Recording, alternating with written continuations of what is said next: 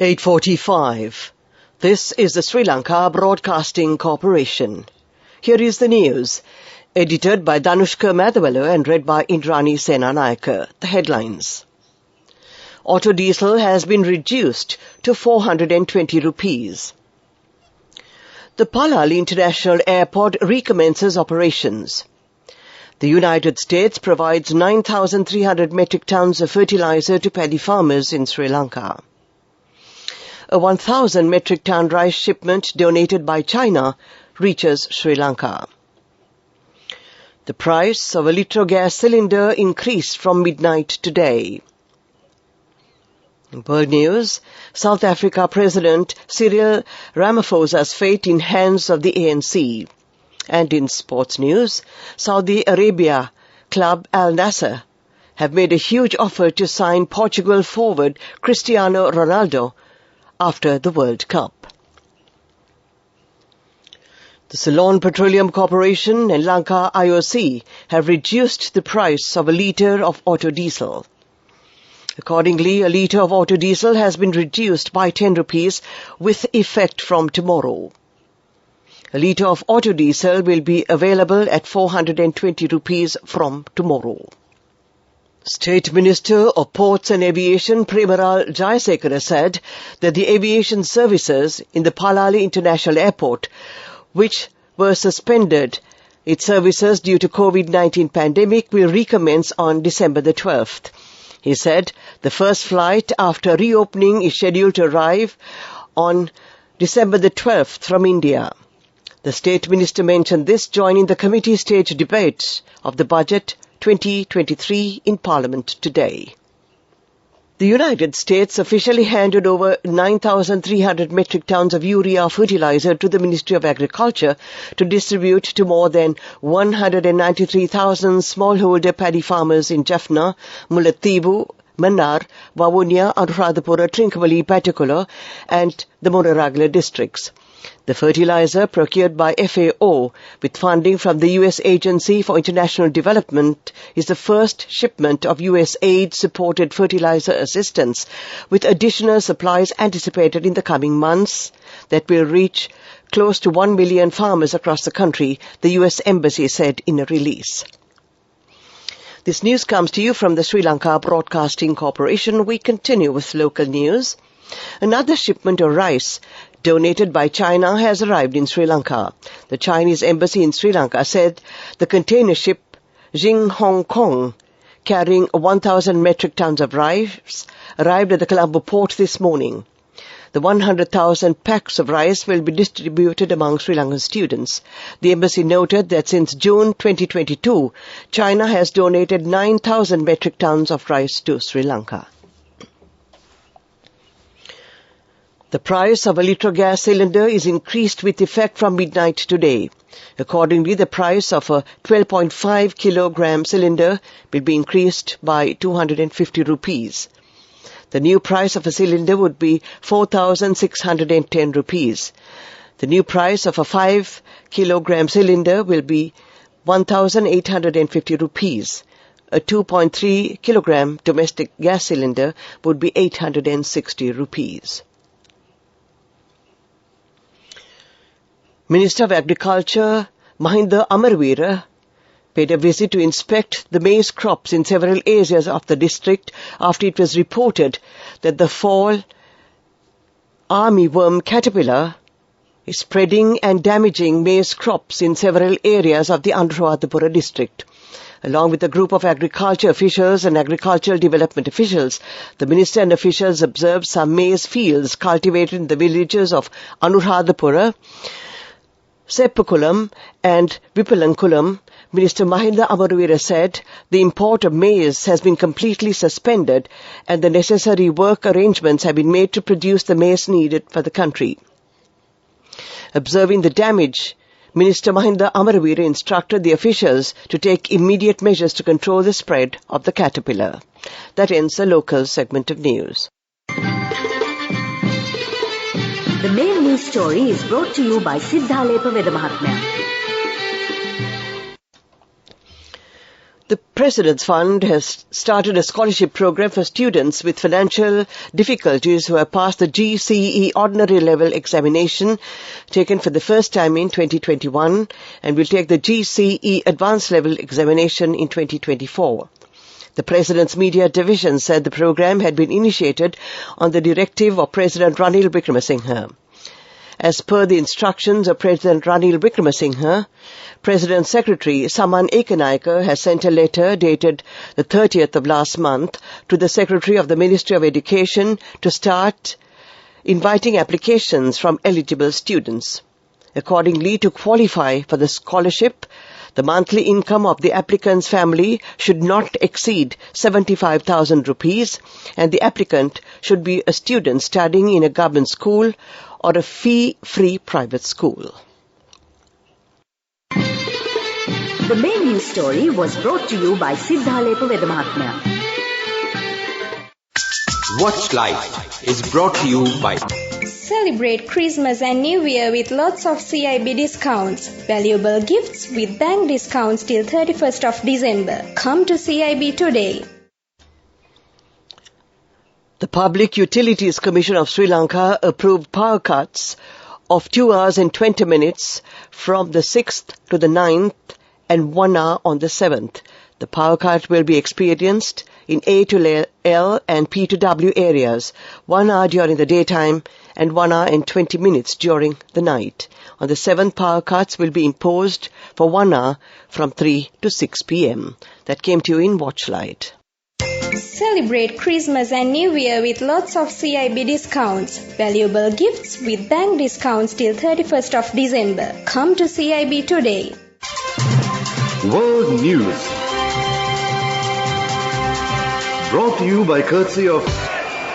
We give you the strength to rise higher and higher. Never step back, but always march forward. Empowering you to reach greater heights. People's Leasing, the trusted leader. World News headlines. South African President Cyril Ramaphosa's fate in hands of the ANC. Miner, Glencore pays $180 million in latest corruption case. Remains of last Tasmanian tiger found in cupboard after 85 years. Leaders of South Africa's governing party are meeting to discuss President Cyril Ramaphosa's future amid a corruption scandal that has led to calls for him to resign. He came to power pledging to tackle corruption, but has now been caught up in his own crisis. An independent report said Mr. Ramaphosa may have broken the law by allegedly covering up a theft at his farm. He has denied any wrongdoing, and his spokesman said the report was flawed. Speaking on Sunday, Mr. Ramaphosa said his fate was in the hands of the governing African National Congress, but he also said that he will challenge the report in the country's constitutional court. The Swiss-based mining company Glencore has said it will pay $180 million to the Democratic Republic of Congo to settle corruption claims. The agreement covers an 11-year period from 2007 to 2018. It is the latest in a series of corruption cases which has seen Glencore agree to pay out more than $1.6 billion in fines this year. In May, it admitted bribing officials in several African nations, including Nigeria, the Cameroon and Congo. That followed an investigation by American, British and Brazilian authorities, which also covered corruption claims in Latin America. Despite the fines, Glencore is expected to make record profits of around $3.2 billion this year. The remains of the last known Tasmanian tiger, thought lost for 85 years, have been found stashed in the cupboard of an Australian museum. The thylacine died in captivity at Hobart Zoo in 1936 and its body was given to a local museum. But what happened to its skeleton and skin afterwards had been an enduring mystery. The Tasmanian Museum and Art Gallery lost tracks of the remains and they were believed to have been thrown out. New research has discovered that they were at the museum all along, preserved but not properly catalogued.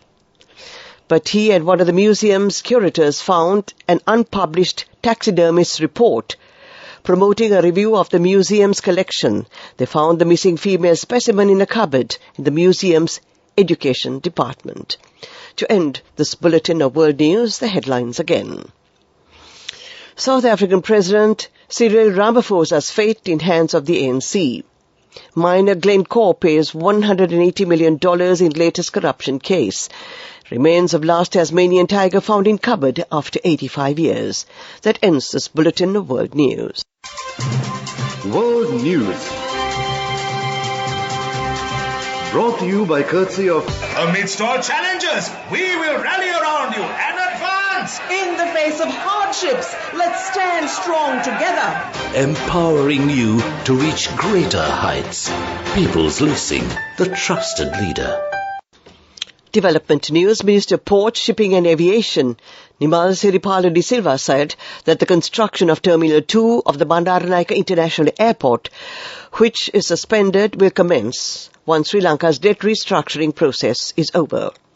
Addressing the media at the Government Information Department, Minister De Silva expressed confidence that the project, funded by the Japan International Cooperation Agency, will continue.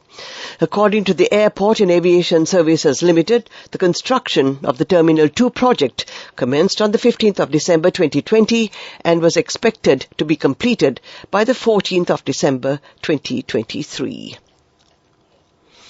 Now we take a look at sports news. England pulled off one of their greatest victories with a 74-run win over Pakistan in the first test in Rawalpindi. With the sun dropping at the end of a tension-filled final day, England took the last wicket with only minutes of light remaining. In scenes reminiscent of England's famous victory in the dark in Karachi in 2000, Jack Leach trapped Naseem Shah LBW to lead Pakistan 268 all out, 75 short of their target of 343. That England were in a position to win was thanks to James Anderson and Ollie Robinson, who gave a masterful exhibition of reverse swing bowling to claim 4 wickets each. Pakistan were defiant throughout. Saud Shakil made 76, Muhammad Rizwan 46 and Azhar Ali 40. At 176 for 3 and 259 for 5, the home side were right in the hunt. But after Robinson removed Salman Agha and Azhar, England could only be defeated by the fading light. Saudi Arabian club Al Nassr has made a huge offer to sign Portugal forward Cristiano Ronaldo after the World Cup.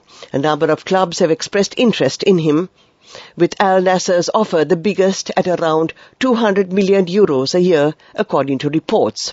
Ronaldo, 37, is a free agent after his Manchester United contract was terminated last month following a controversial interview. He criticized the club and said he had no respect for manager Erik ten Hag. In the interview with Talk TV, he also said he turned down a $305 million pound deal to join a Saudi Arabian club in the summer, a move that would have seen him become the highest paid footballer in the world. That was sports news. On to business news. The fastest way to earn the highest interest, an interest rate of 22% in 4 months. NSB, the safest place for your money. Business News, sponsored by National Savings Bank, the safest place for your money. One of the UK's largest accountancy firms will close most of its offices over Christmas and the New Year for the first time to save on energy bills. PwC, which employs about 24,000 people, will shut its main London office from the 23rd of December to the 3rd of January, as well as some smaller sites. Its chairman, Kevin Ellis, said having all offices open over the festive period doesn't make sense at a time of energy scarcity. PwC has 19 offices across the UK. Most staff will be taking annual leave over Christmas, but the COVID pandemic has meant that working remotely from home is now common practice. Mr. Ellie said that staff wanted the company to do a bit to reduce energy consumption. Business News, sponsored by National Savings Bank, the safest place for your money. The fastest way to earn the highest interest, an interest rate of 22% in 4 months. NSB, the safest place for your money. Oil prices have risen amid concerns that a new cap on the price of Russian crude oil could disrupt global supplies in the coming months. A separate decision by major oil-producing countries to keep cutting how much they produce to prop up prices has also fueled the rise. The price of Brent crude oil rose by almost 2% on Monday to $87.25 a barrel. But this is still well below the highs seen after Russia invaded Ukraine.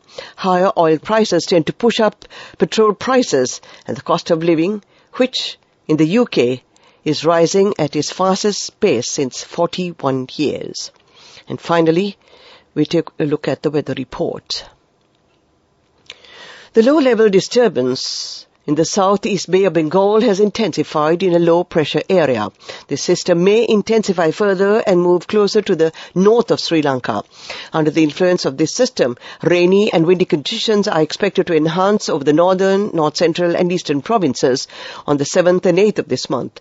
Showers or thunder showers will occur at several places in the western, central, Sabragamur and the Uva provinces and in the Gaul and Mathura districts. And to end tonight's news broadcast, we take a look at the headlines again. The price of the auto diesel has been reduced to 420 rupees. Palali International Airport recommences operations. The United States provides 9,300 metric tons of fertilizer to paddy farmers in Sri Lanka. A 1,000 metric ton rice shipment donated by China reaches Sri Lanka. The price of a litro gas cylinder increased from midnight tonight.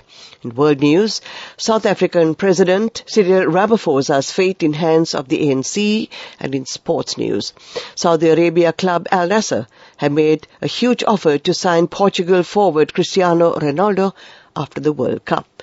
That ends tonight's news broadcast.